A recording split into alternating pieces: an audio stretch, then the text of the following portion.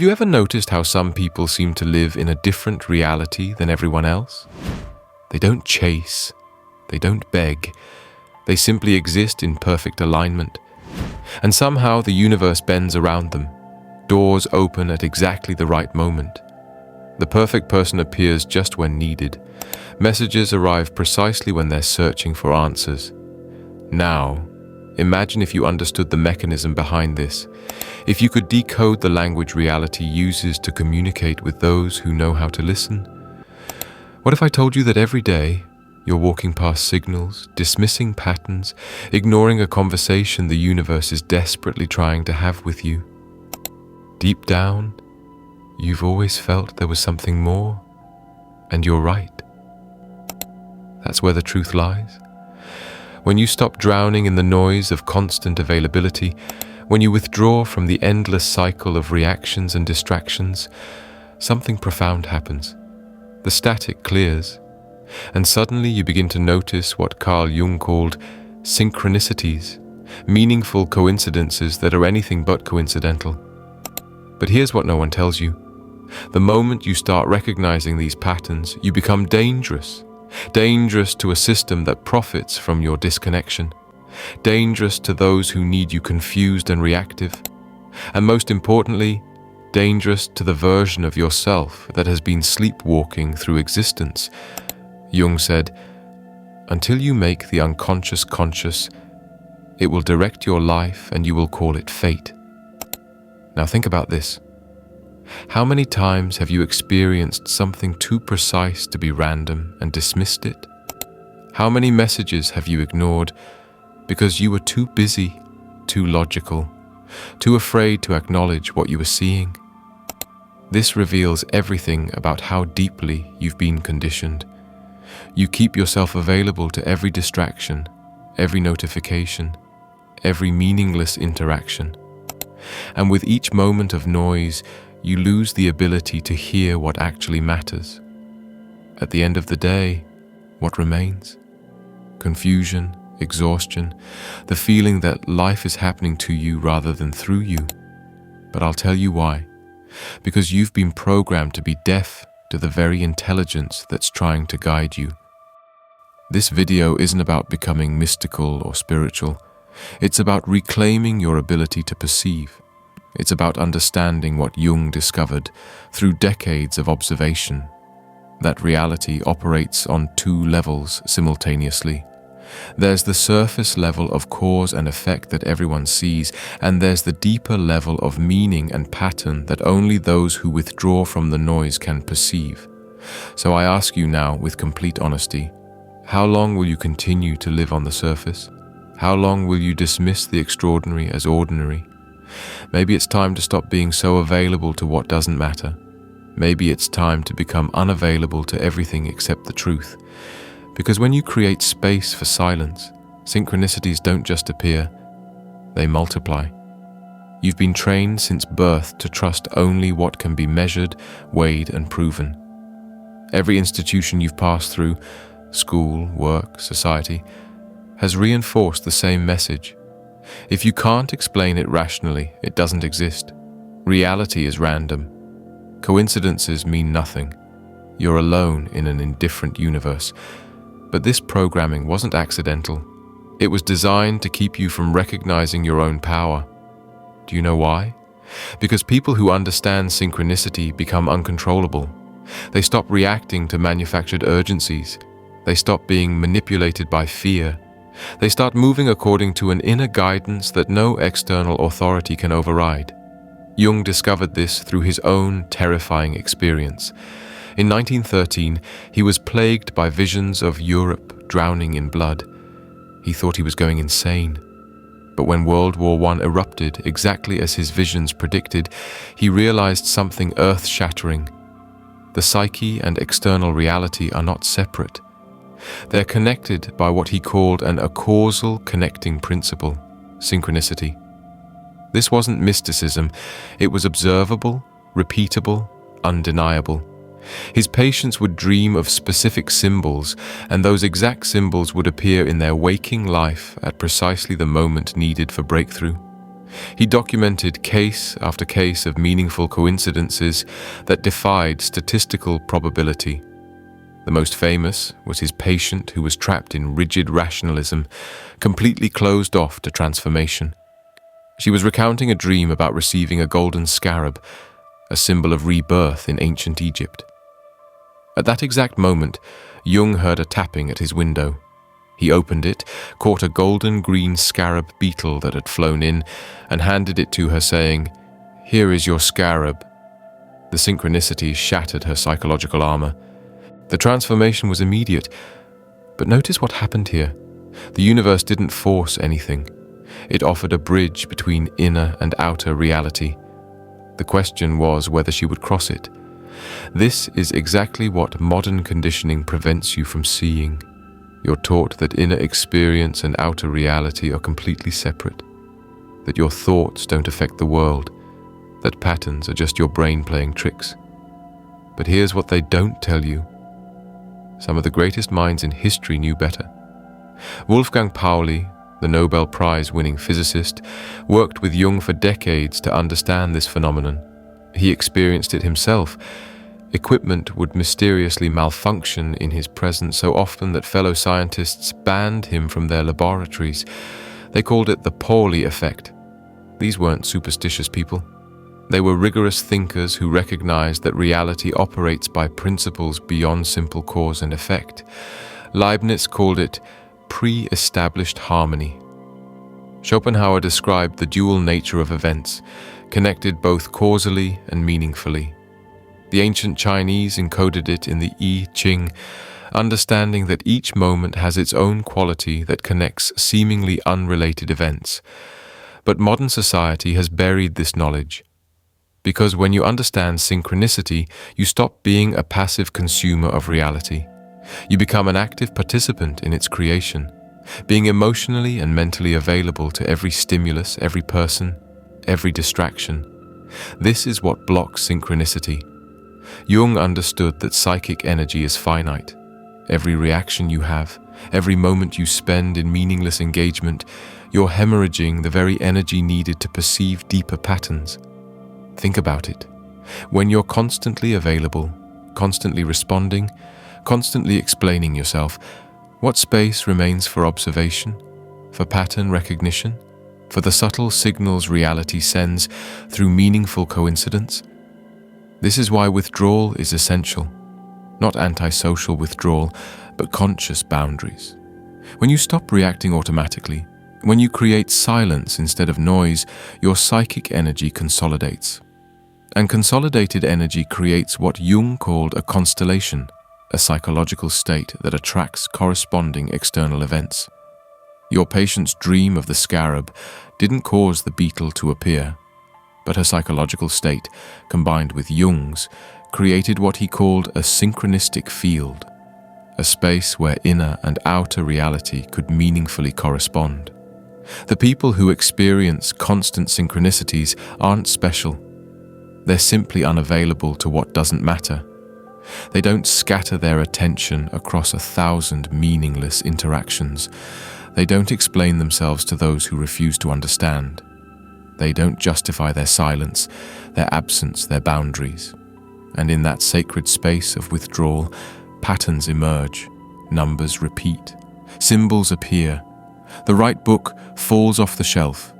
The perfect person calls at exactly the right moment, not because they're lucky, but because they've created the psychological conditions for synchronicity to occur.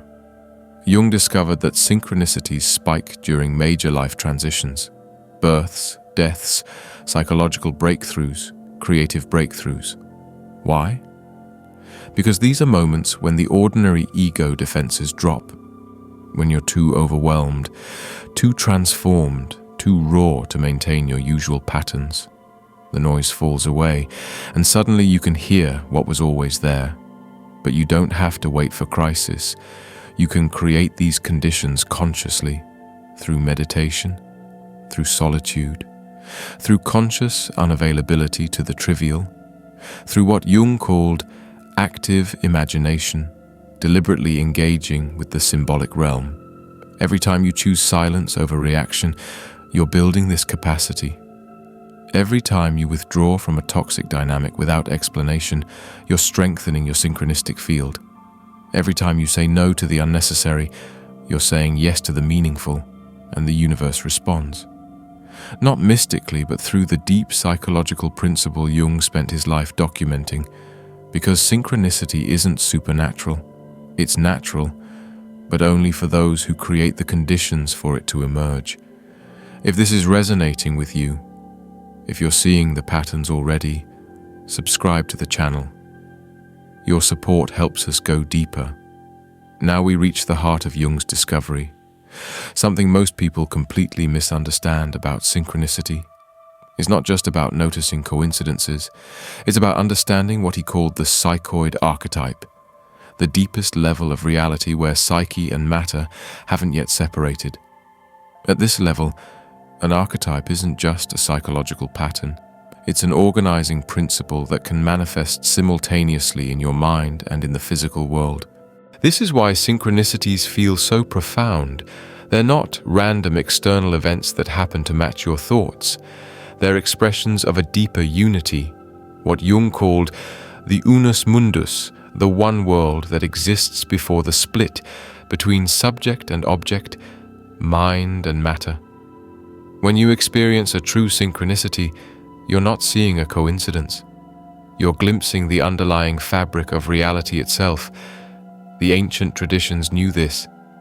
The I Ching operates on the principle that the quality of a moment, its unique configuration, connects all events occurring within it.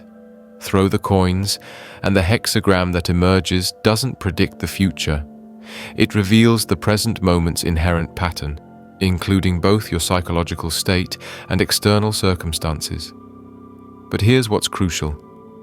Synchronicities require what Jung called the transcendent function, the ability to hold the tension between opposites without resolving it into either pure rationalism or pure mysticism. This is why most people can't sustain synchronistic awareness. They either dismiss everything as coincidence or see signs everywhere, losing discriminating wisdom. The key is conscious participation, not passive waiting for signs, but active engagement with the symbolic realm while maintaining psychological grounding. This is what Jung meant by individuation, becoming whole by integrating both the rational and the non-rational, the causal and the acausal.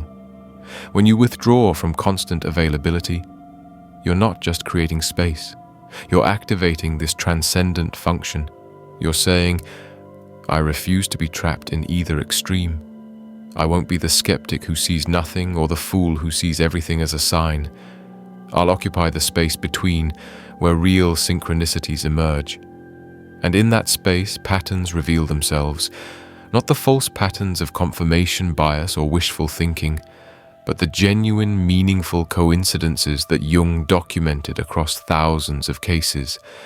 The number sequences you keep seeing, 1111, 333, 444, these aren't random, but they're also not magical. They're markers of alignment between your psychological state and the moment's quality. When your inner development reaches certain thresholds, external reality mirrors it back through these patterns. The book that falls open to exactly the right page, the stranger who speaks the answer to your unasked question, the song that plays with the precise words you needed to hear. These are what Jung called synchronistic events, moments when the boundary between psyche and matter becomes permeable. But remember what Jung warned. An overabundance of synchronicities can indicate psychological imbalance. When everything becomes a sign, when every coincidence seems personally meaningful, you may be experiencing what he observed in psychotic states, the complete dissolution of boundaries between inner and outer reality. This is why conscious unavailability is so crucial.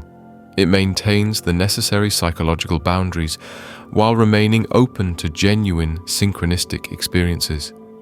You're not merging with everything. You're selectively engaging with what has real meaning. Those who master this balance live differently. They don't chase. Opportunities arrive. They don't force. Paths open. They don't beg for signs. Synchronicities guide them naturally, not because they're special, but because they've learned to maintain the precise psychological conditions that allow synchronicity to function. They've become unavailable to the noise, so they can be available to the signal, and that signal has been trying to reach you your entire life. Here's what separates those who live in constant synchronicity from those who experience only randomness: the willingness to act on the patterns they perceive. Jung observed that synchronicities multiply when you respond to them. Ignore them and they fade. Act on them and they intensify. This isn't mystical, it's psychological. When you act on a meaningful coincidence, you're strengthening the connection between conscious and unconscious, between psyche and matter. But action requires courage, because synchronicities often point toward what Jung called the unlived life, the path you've been avoiding, the truth you've been denying, the transformation you've been resisting. That golden scarab didn't just appear to amaze Jung's patient, it appeared to shatter her defensive rationalism, to force her toward psychological transformation. This is why people resist synchronicities even when they experience them. The signs are clear, but following them means leaving the familiar. The patterns are obvious, but acknowledging them means admitting that reality works differently than you were taught. Think about your own life. How many synchronicities have you dismissed because acting on them would require change? How many meaningful coincidences have you explained away because accepting them would mean accepting responsibility for your own transformation? This is the shadow side of synchronicity that Jung understood. It doesn't just reveal opportunities, it reveals resistance. Every synchronicity you ignore is a mirror showing you where you're still choosing sleep over awakening. The universe, or rather, the deep intelligence Jung called the collective unconscious, doesn't communicate in words. It communicates in events, patterns, meaningful coincidences. But you have to meet it halfway. You have to be willing to withdraw from the known, to become unavailable to the comfortable, to risk being misunderstood by those who need you to stay small. Because here's the truth Jung discovered through decades of research. Synchronicities aren't rewards for the special. They're natural experiences for those who maintain conscious engagement with the unconscious. They're what happens when you stop being a passive victim of circumstances and become an active participant in your own individuation. But this isn't a one-time choice. It's a daily practice. Every morning you decide, will I be available to distraction or to depth? Will I chase the urgent or follow the meaningful? Will I explain away the patterns or act on them? Your answer determines whether you live in a random universe or a responsive one, whether you're alone in meaningless chaos or participating in what Jung called the eternal dance between consciousness and the unconscious. The synchronicities are already there, waiting. The patterns are already forming around you. The question isn't whether they exist. Jung proved that definitively. The question is whether you have the courage to see them, the wisdom to interpret them, and most importantly, the will to act on them. Because synchronicities without action are just interesting stories. But synchronicities with action? That's transformation. That's individuation. That's the difference between existing and truly living. If you've made it this far, you're ready for the final revelation. There's a level of synchronicity that Jung only hinted at in his public work, what he privately called synchronicity of synchronicities. This is when the patterns themselves form patterns, when the coincidences align into a clear message that's impossible to ignore. This happens only when you've fully committed to conscious unavailability, when you've withdrawn so completely from the meaningless that only the meaningful remains. At this level, you don't search for synchronicities, they search for you. You don't interpret signs. The signs interpret themselves through your life. You become what Jung called a living symbol, someone whose very existence bridges the gap between conscious and unconscious, between the individual and the collective. This isn't inflation or grandiosity. It's the natural result of sustained engagement with synchronistic reality. You become a focal point where meaningful coincidences concentrate, not because you're special, but because you've made yourself available to the process. But here's the price: total honesty with yourself. No more hiding behind availability. No more pretending chaos is random when patterns are screaming at you. No more choosing comfort over truth. Jung was clear. Individuation, the process synchronicities serve, requires sacrificing the false self.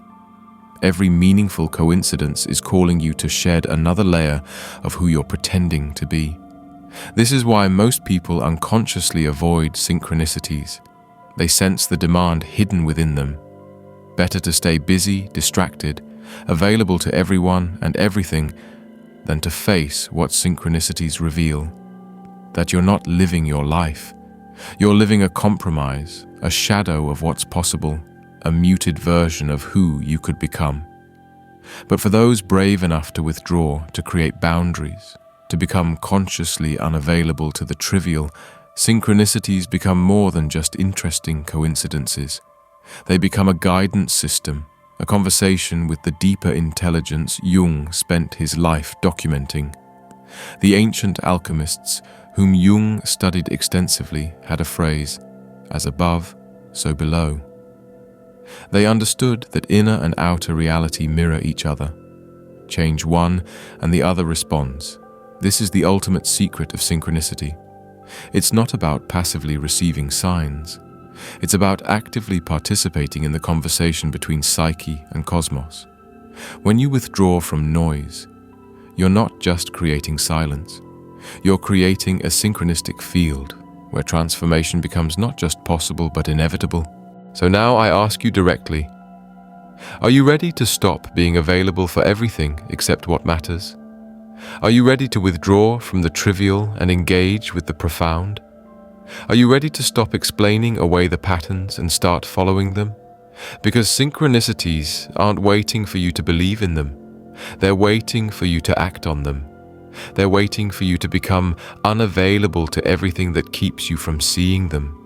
This isn't about becoming antisocial or mystical. It's about becoming real. It's about what Jung called the privilege of a lifetime, becoming who you truly are. And synchronicities are the universe's way of showing you the path, one meaningful coincidence at a time. But you have to choose. Every day, every moment you choose. Availability or boundaries, noise or signal, randomness or pattern, sleep or awakening. If this message has found you at exactly the right moment, and you know if it has, then write in the comments, "I see the patterns." Let's see how many are ready to stop dismissing synchronicities and start living them. And remember, the very fact that you've heard this message at this precise moment in your life might itself be a synchronicity. The question is, what are you going to do about it?